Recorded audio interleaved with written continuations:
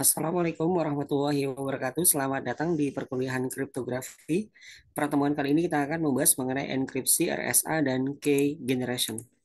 Adapun outline pada pertemuan kali ini adalah enkripsi Rivers-Samir-Adleman atau lebih dikenal dengan RSA dan key generation dan deskripsinya. Algoritma RSA, Rivers-Samir-Adleman adalah dasar dari sebuah kriptosistem serangkaian algoritma kriptografi yang digunakan untuk layanan atau tujuan keamanan tertentu yang memungkinkan enkripsi kunci publik dan secara luas digunakan untuk mengamankan data yang sensitif, terutama ketika data tersebut dikirim melalui jaringan yang tidak aman seperti internet. Sejarah algoritma RSA. RSA pertama kali dijelaskan secara publik pada tahun 1977 oleh Ron Rivers, Adi Samir, dan Leonard Adleman dari Massachusetts Institute of Technology. Meskipun penciptaan algoritma kunci publik pada tahun 1973 oleh ahli matematika Inggris oleh Clifford Cox dirahasiakan oleh GCHQ Inggris sampai tahun 1997. Kriptografi kunci menggunakan dua kunci yang berbeda tetapi terhubung secara matematis, satu kunci publik dan satu kunci pribadi. Kunci publik dapat dibagikan kepada semua orang dan sedangkan kunci privat harus dirahasiakan. Dalam kriptografi rasa, baik kunci publik maupun kunci privat dapat mengenkripsi sebuah pesan. Kunci yang berlawanan dengan kunci yang digunakan untuk mengenkripsi pesan digunakan untuk mendeskripsikan pesan tersebut. Atribut ini adalah salah satu alasan mengapa RSA menjadi algoritma asimetris yang paling banyak digunakan. Algoritma ini menyediakan sebuah metode untuk memastikan kerahasiaan, integritas, keaslian, dan tidak dapat disangkal pada komunikasi elektronik dan penyimpanan data. Banyak protokol termasuk Secure Shell atau SSH, OpenPGP, MIME, dan SSL atau TLS tergantung pada RSA untuk enkripsi dan fungsi tanda tangan digital. RSA juga digunakan pada program perangkat lunak browser adalah contoh yang jelas karena mereka perlu membuat koneksi yang aman melalui jaringan yang tidak aman seperti internet atau memvalidasi tanda tangan digital. Verifikasi tanda tangan RSA adalah salah satu operasi yang paling sering dilakukan pada sistem yang terhubung ke jaringan. Alasan penggunaan RSA. RSA mendapatkan keamanannya dari kesulitan dalam memfaktorkan bilangan bulat besar yang merupakan hasil perkalian dari dua bilangan prima yang besar. Mengalihkan dua bilangan ini mudah dilakukan, tetapi menentukan bilangan prima asli dari total bilangan tersebut atau pemfaktoran dianggap tidak mungkin dilakukan karena waktu yang dibutuhkan untuk menggunakan superkomputer saat ini. Algoritma pembuatan kunci publik dan privat merupakan bagian yang paling kompleks dari kriptografi RSA. Dua bilangan prima yang besar P dan Q dibangkitkan dengan menggunakan algoritma uji keprimaan oleh Rabin Miller. Sebuah modulus N dihitung dengan mengkalikan P dan Q. Bilangan ini digunakan oleh kunci publik dan privat untuk menyediakan penghubung di antara keduanya. Panjangnya biasanya dinyatakan dalam bit disebut dengan panjang kunci. Kunci publik terdiri dari modulus N dan eksponen publik E yang biasanya ditetapkan pada 65537. Karena ini adalah bilangan prima yang tidak terlalu besar, angka E tidak harus berupa bilangan prima yang dipilih secara rahasia karena kunci publik dibagikan kepada semua orang. Kunci pribadi terdiri dari modulus N dan eksponen pribadi D yang dihitung menggunakan algoritma extend Euclidean untuk menemukan kebalikan perkalian sehubungan dengan hasil kali N. Cara kerja algoritma RSA. Di sini Alice menghasilkan kunci RSA dengan memilih dua bilangan prima, P sama dengan 11 dan Q sama dengan 13. Modulus adalah N sama dengan P kali Q sama dengan 143. Totalnya adalah N sama dengan P min 1 dikali Q min 1 sama dengan 120. Dia memilih 7 kunci publik RSA-E dan menghitung kunci privat RSA menggunakan algoritma Extended Euclidean yang menghasilkan 103. Bob ingin mengirimkan Alice sebuah pesan terenkripsi M sehingga dia mendapatkan kunci publiknya, itu RSA-nya N dan E. Yang ada dalam contoh ini adalah 143,7. Pesan plaintext-nya hanya terdiri dari 9 dan dienkripsi ke dalam ciphertext C adalah sebagai berikut. ME mod N sama dengan 97 mod 143 sama dengan 48 sama dengan C. Ketika Alice menerima pesan Bob, ia mendeskripsi pesan tersebut dengan menggunakan kunci pribadi RSA-nya. D, N adalah sebagai berikut. CD mod N sama dengan 48103, mod 143 sama dengan 9, sama dengan M. Untuk menggunakan kunci RSA untuk menandatangani pesan secara digital, Alice perlu membuat naskah sebuah hash intisari pesan dari pesannya kepada Bob, mengenkripsi nilai hash tersebut dalam kunci privat RSA miliknya, dan menambahkan kunci tersebut pada pesan. Bob kemudian dapat memverifikasi bahwa pesan tersebut telah dikirim oleh Alice dan belum diubah dengan mendeskripsi nilai hash dengan kunci publiknya. Jika nilai ini cocok dengan hash yang diterima dari pesan asli, maka hanya Alice yang dapat mengirimkannya. Autentikasi dan tidak dapat disangkal dan pesan tersebut sama persis dengan apa yang dia tulis di integritasnya. Alice tentu saja dapat mengenkripsi pesannya dengan kunci publik RSA milik Bob, kerahasiaan.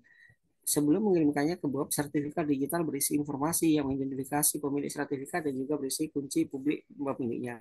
Sertifikat ditandatangani oleh otoritas sertifikat yang menerbitkannya dan dapat menyederhanakan proses untuk mendapatkan kunci publik dan memverifikasi pemiliknya.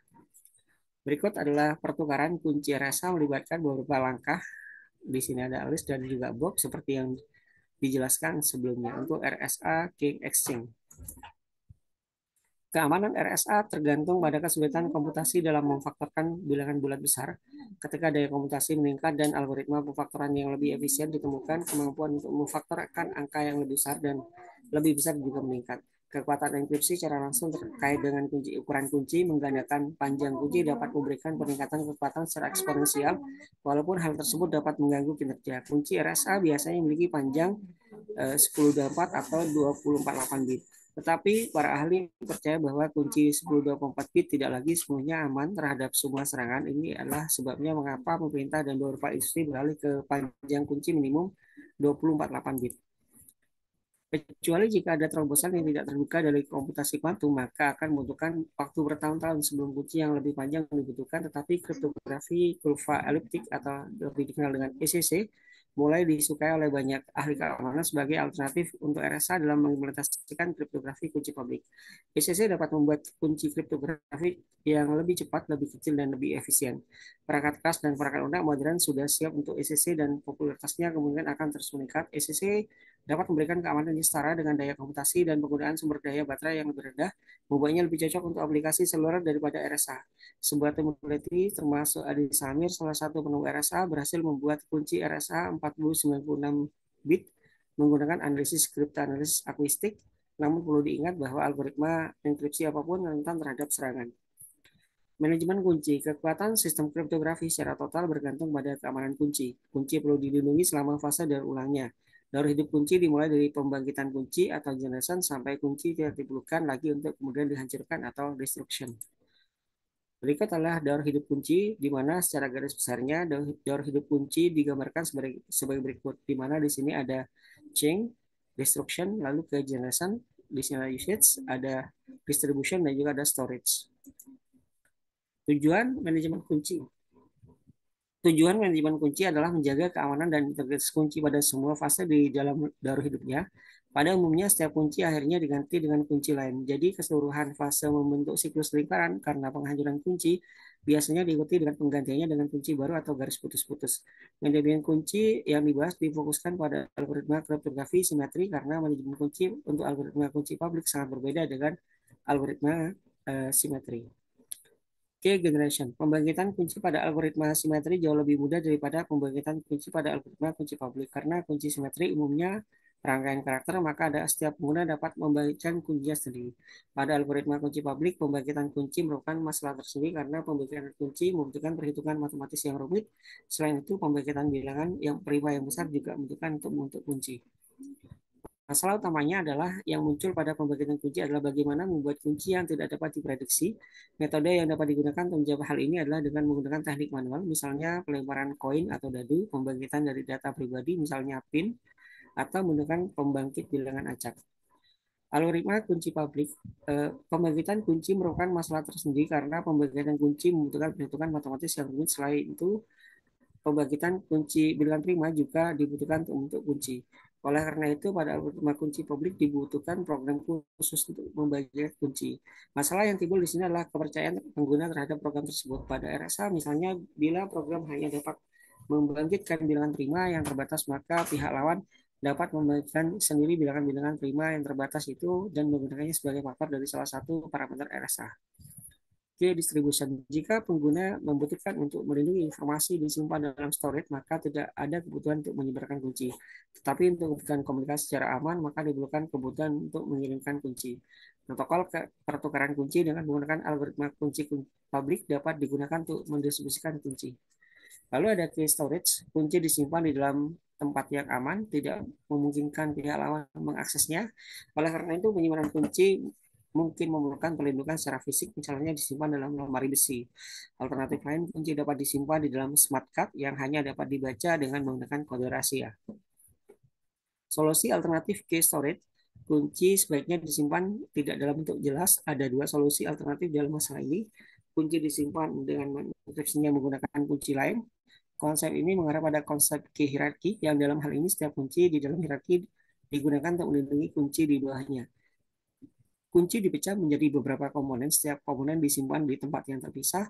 Jika kunci akan digunakan, maka setiap komponen direkonstruksi kembali. Contoh key storage, misalkan kunci K dibagi menjadi dua komponen, K1 dan K2, membagi dua langsung sedemikian sehingga setengah bagian pertama menjadi K1 dan setengah bagian sisanya menjadi K2 tidak dianjurkan. Karena dapat memungkinkan pihak lawan menemukan K jika ia hanya mengetahui salah satu dari K1 dan K2. Misalkan K panjangnya 64 bit dan lawan mengetahui K1, maka K dapat ditentukan dengan hanya 2 pangkat 32 percobaan untuk menemukan K2 secara exhaustive search lebih sedikit dibandingkan 264 percobaan. Solusi key storage. Solusi pemecahan yang lebih baik adalah membentuk kunci K dan dari K1 dan K2. Sedemikian sehingga di mana K sama dengan K1 XOR K2.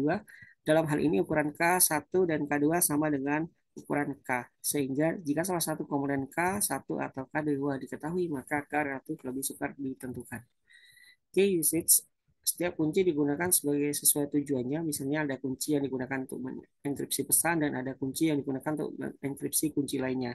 Supaya setiap kunci mempunyai penggunaan yang unik, maka kita perlu membeli label pada setiap kunci. Dalam hal ini label menspesifikasikan penggunaan kunci. Misalnya label tersebut menspesifikasikan kunci untuk mengenkripsi data, kunci untuk mengenkripsi kunci, kunci untuk membangkitkan bilangan acak, dan sebagainya. Untuk algoritma kunci publik, pengguna perlu membeli label untuk dua pasang kunci yang setiap pasang terdiri dari kunci publik dan kunci rahasia. Satu pasang kunci untuk enkripsi dan satu pasang lagi untuk sidik digital. Ada lagi caching, di mana di sini kunci sebaliknya diubah menjadi secara periodik dan teratur. Sistem kriptografi harus mempunyai kemampuan untuk mengubah kunci. Kunci diubah secara teratur dan membatasi lama keberadaannya dan mengurangi nilai di mata penyerang. Pada sistem electronic fund transfer at point of sale atau lebih dikenal dengan EFT POS, kunci diubah setiap kali setelah selesai satu transaksi. Tidak ada aturan seberapa sering seharusnya diubah, tetapi cukup jelas dimengerti bahwa setiap kunci seharusnya diubah jauh lebih sebelumnya ditemukan dengan secara exhaustive search. Ada lagi key destruction, kunci yang tidak dibutuhkan lagi seharusnya dihancurkan dengan cara yang aman. Jika kunci dicatat pada media kertas, maka cara penghancurannya misalnya menggunakan alat pemotong kertas atau crosscut, membakarnya atau menguburnya. Jika kunci disimpan dalam bentuk media elektronik seperti CD, maka cara penghancurannya bisa dengan menghapusnya atau menimpanya atau overwritten. Sedemikian sehingga tidak meninggalkan jejak yang bisa dibaca oleh penyerang.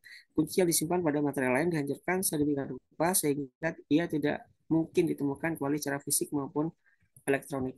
Berikut adalah referensi pada pertemuan kali ini.